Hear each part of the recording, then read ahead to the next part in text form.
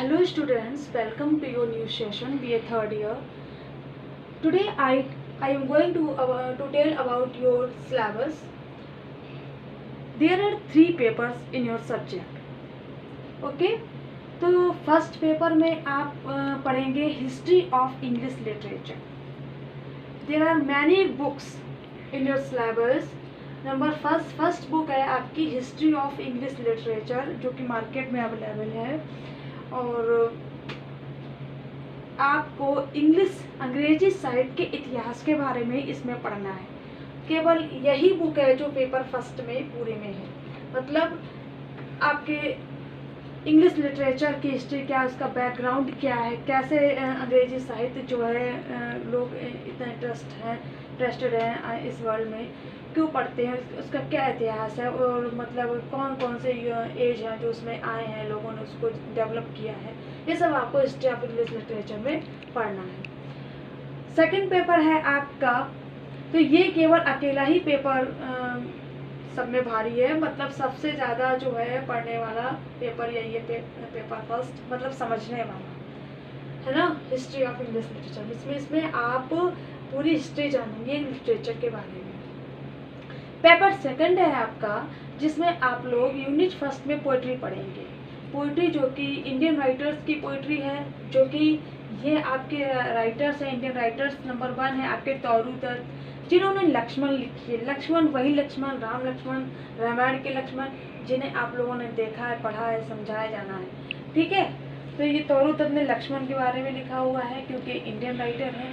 और सेकंड है आपके कमला दास. ये सारे आपके इंडियन राइटर्स हैं. आपके पेपर सेकंड में Indian writing in English poetry करके आएगी. ठीक है, तो दूसरे हैं आपके कमला दास. कमला दास ने लिखा एन इंट्रोडक्शन, जिसमें इन्होंने अपना ही इंट्रोडक्शन दिया. It is an autobiographical poem.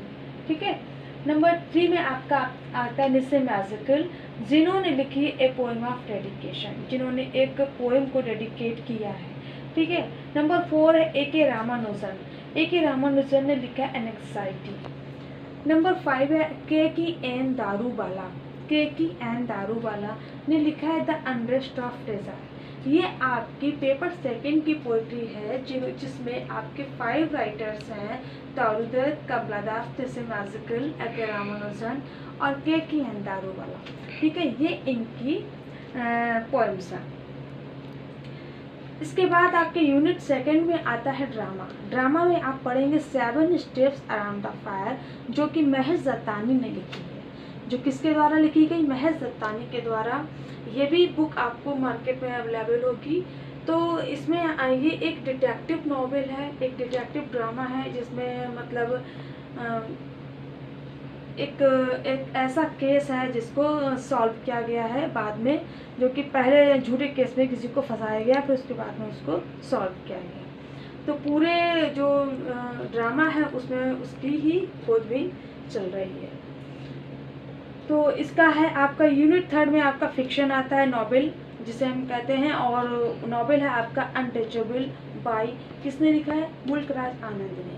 Mulk Raj आनंद की अनटचेबल बहुत फेमस है. अनटचेबल में आप लोग छुआछूत, जो कि पहले के ज़माने के लोग बहुत मानते थे, उस ज़माने में 1935 में जब ये पब्लिश हुआ था, अनटचेबल 1935 में पब्लिश हुआ था. तब के ज़माने में कैसी क्या व्यवस्था थी, मतलब कैसे हमारे समाज में निम्न कास्ट के लोगों को कैसे तिरस्कृत किया जाता था, उसके बारे में इसमें अनटचेबल में मुल्कराज आनंद ने बताया है. पूरी उसमें स्टोरी बहुत इंटरेस्टिंग स्टोरी है, आप लोग पढ़ेंगे तो बहुत मजा आएगा.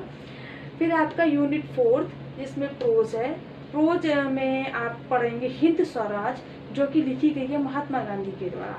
महात्मा गांधी ने हिंद स्वराज लिखे हैं. पेपर BA थर्ड ईयर का सिलेबस जो है वो पूरा आपका पुराने सिलेबस से है, इसमें कुछ नया नहीं आया है. नेक्स्ट ईयर में आएगा, तो इसमें आप लोग, इसलिए आप लोगों को बुक्स बहुत आराम से मिल जाएंगी. तो महात्मा गांधी की हिंद स्वराज है. हिंद स्वराज में उन्होंने 2 चैप्टर लिखे हैं, द कंडीशन ऑफ इंडिया और what is true civilisation.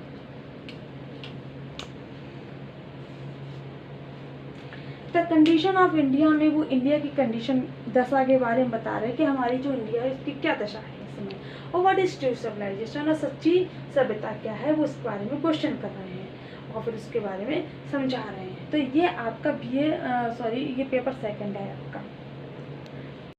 Paper third में आपको एक और पोएट्री पढ़नी है, जिसमें पहले वाली सेकंड पेपर में आपके इंडियन राइटर्स थे, अब इसमें अमेरिकन एंड ऑस्ट्रेलियन राइटर्स हैं। तो इसमें सबसे पहले आपको पोएट्री पढ़नी, और इसमें आपके 5 पोइट हैं। नंबर 1 है माया एंजेलो, जो कि एक लेडी हैं जिन्होंने वुमन वर्क लिखा है।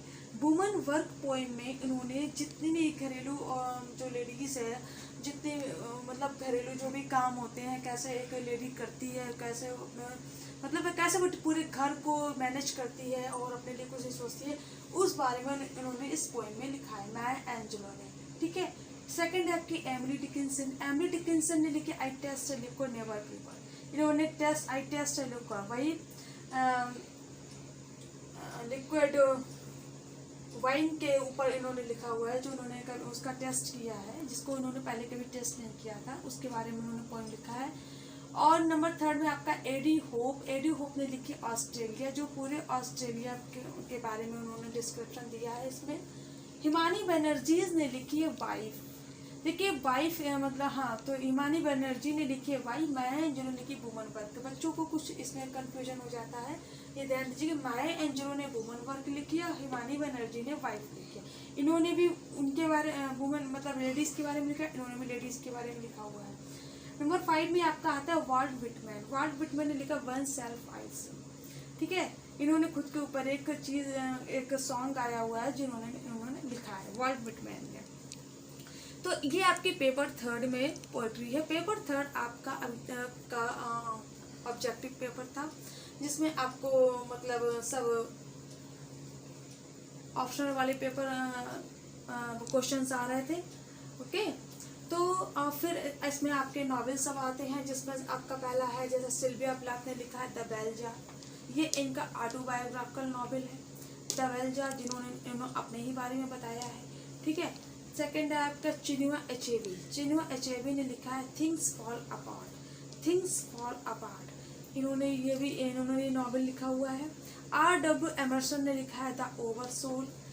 मार्गरेट एटवुड ने लिखा है बॉडीली हार्म। ये आपके सिलेबस में बॉडीली हार्म, जिसमें इनको एक व्यक्ति होता है जिसको बॉडीली प्रॉब्लम होती है, कुछ डिजीज हो जाती है उसकी बॉडी में, तो उसी के ऊपर उन्होंने पूरा लिखा हुआ है। फिर नेक्स्ट है आपका यूजिन ओनील। यूजिन ओनील ने लिखा long days journey into night. Long days journey into night ये केवल एक दिन की ये एक पूरी नॉवेल है, कहानी है, और ये इन्होंने लिखी हुई है। ये भी एक ऑटोबायोग्राफिकल है, ये भी जो है यूजिन ओनील के अपने जीवन में घटित हुई है। तो ये आपके 1 2 3 4 5 6 आपके नॉवलिस्ट हैं, और पोइट्री में आपके 5 ये पोइट एंड पोइटिस हैं। तो ये आपको पेपर थर्ड में आपका इतना सिलेबस है, और ये जो सारी चीज़ें हैं, ये सारी बुक्स हैं, ये आपको मार्केट में मिल जाएंगी, और खरीद ले तो ज़्यादा ही अच्छा है, क्योंकि आपको पढ़ने में आसानी होगी और मुझे समझने में भी समझाने में भी आसानी होगी। ठीक है। तो अब हम इसके बाद ये आपका पूरा जो है BA थर्ड ईयर का इंग्लिश लिटरेचर का सिलेबस है, जिसमें आपकी टोटल 12 बुक्स हैं। तो बुक्स जब तक आप लोगों के पास नहीं है, जब तक मैं आप लोगों को पूरा सिलेबस वीडियो द्वारा आपको बताऊंगी, समझाऊंगी, और आपको समझ आएगा। लेकिन अगर आप लोग बुक्स अगर आप लोग खरीद सकते हैं तो ज़्यादा ही अच्छा है। ठीक है। तो पोइट्री के लिए भी बुक्स चाहिए, क्योंकि पोइट्री में आपको हर एक लाइन देखना समझना बहुत ज़रूरी है। ठीक है। तो ये आपका पूरा सिलेबस जो है मैंने आपको बता दिया है, और आप इसको अगर नोट कर ले तो ज़्यादा अच्छी बात है, और उसके बाद आपको समझ आ जाएगा क्या है। ठीक है। Thank you.